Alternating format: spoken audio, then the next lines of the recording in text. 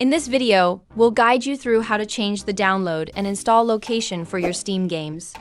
If you find this tutorial helpful, please consider subscribing and liking the video. By default, Steam installs games on the drive where it's installed. If you have another drive with more space, you might want to change the installation location. Here's how you can do it. Start by selecting a game from your library and click Install. When the installation window pops up, you'll see an option for Install too. To add a new location, click on the gear icon, Manage Storage, on the right. A pop-up will appear, and you can click the drop-down menu at the top to select Add a drive.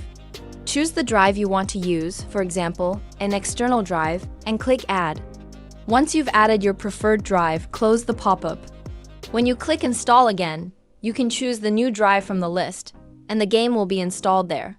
That's it. If this guide was helpful, please like and subscribe for more tutorials.